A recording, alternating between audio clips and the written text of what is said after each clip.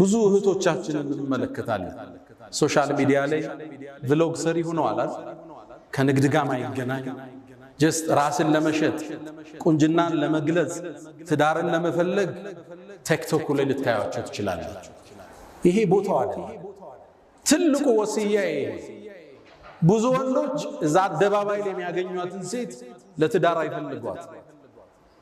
አንዱ ገርል ፍሬንድ ያዘኝ ትላለች አንዷ የተወበተች ልጅ ታሪኳን ሲትጽፍ ከዛም በፍቅር ቆየንና ሊያገባ ፈለገ እንደሚያገባኝ አቃል ሰርጋችን መቼ ነው ስለው ኦኔኮ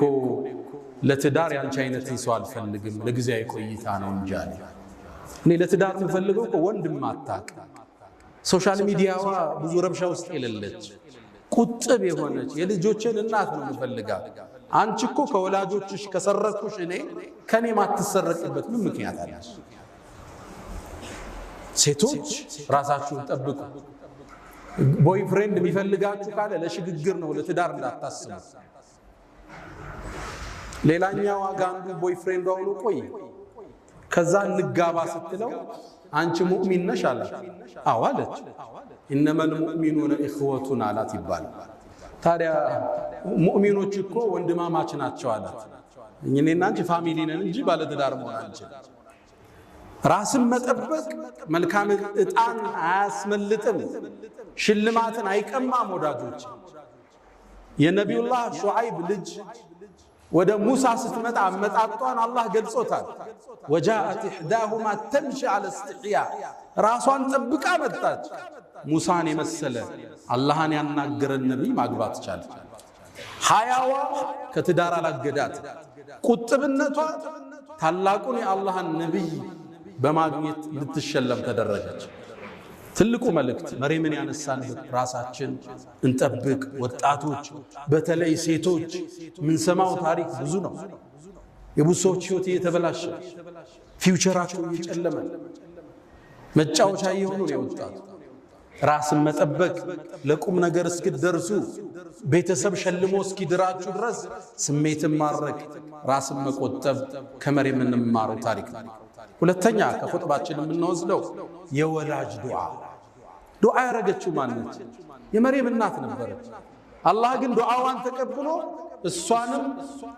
የመርየምን ዘሮችንም ከሸይጣን አላህ ጠበቀ መርየምን ለከፍታ በቃት ወላጆች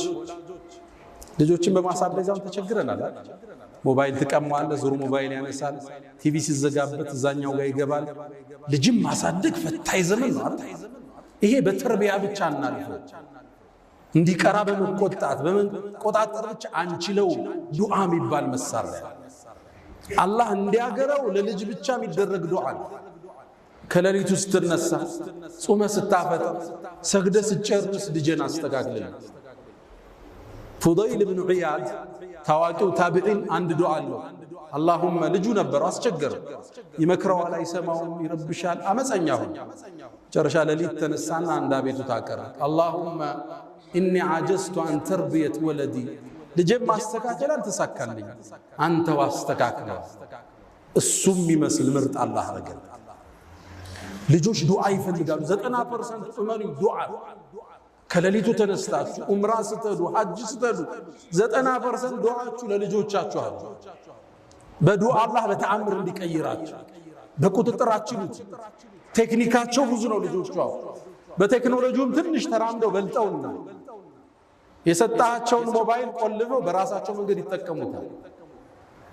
ዱዓ ከመርየም እናት ምንማረው ሶስተኛው ኢየሱስ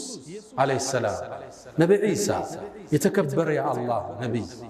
መርየም የተከበረች ብፁዕ ቅድስ ይሁዳዎቹ ዲቃላ ናት ነሷራዎቹ ጌታ የጌታ እናት አድርገው አመለኳቸው እስልምና መሐለኛውን መንገድ ይዞ መጣ ጌታ አይደለች የጌታም ልጅ አይደለም ግን እሷ የተቀደሰች ሴት ነች ቁርአኑ ስሟ 33 ጊዜ የተጠቀሰች ሴት ነች ብፁዕ ነች ጅብሪል መጥቶ መንፈስን የከተተባት ሴት ነች ክብሯን አላህ እስልምና አጎ ይሄን ብዙዎቹ ያዙ አስታውሳለሁ እስር ቤት ላይ ያለን ብዙ ሰዎች እስልምናን ተቀብለዋልና አንዴ ካንዱ ጋር ክርክር ክርክር ሳደር እስልምና ሊቀበል ወሰነና መጨረሻ ግን እኔ እኮ ኢየሱስን ወደዋለሁ እንዴት ነው ጥዬ የምመጣ አለኝ።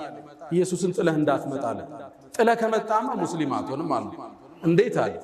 እስልምና ሁሉም ነቢያቶችን ካልተቀበለ አንዱን ከዘለልክ እምነት ሙሉ አይደለም አለ። እንዴት አለ? አብርሃምንም ሙሴንም ኢየሱስንም መሐመድንም ካልተቀበልክ ሙስሊም አይደለህም አለ። ከዛም አሁን የነገርኳችሁን የመርየምን ታሪክ የኢየሱስን ስነግረው ልጁ ሻሃዳ ከማዝ ውጭ አማራጭ አልነበረው። አብዛኞቹ መርየም እኛ ዘንድ ያላትን ቦታ ቁርአን እንዴት አክብሮ እንደጠራት እሷን አይደለም የእናቷን ዱዓ የሐናን ጠቅሶታል። የአባቷን የቤተሰቡን ስም ምዕራፍ አድርጎታል። አለ ዒምራን የኢየሱስን ተአምር ንገረው። አለ ዒምራንን አልፈ ሱረቱን ኒሳ አልፈ ሱረቱል ማኢዳ ትገባለህ። እሱ ስለ ኢየሱስና ስለ ሐዋርያቶች ነው የሚያወራው። አላህ ከሰማይ እንዴት ማዕድ እንዳወረደላቸው ሱረቱል ማኢዳ አያውቁም። አብዛኛው ሲያውቁ ግን አሁን እየጎረፉ አልሐምዱሊላህ ረብል ዓለሚን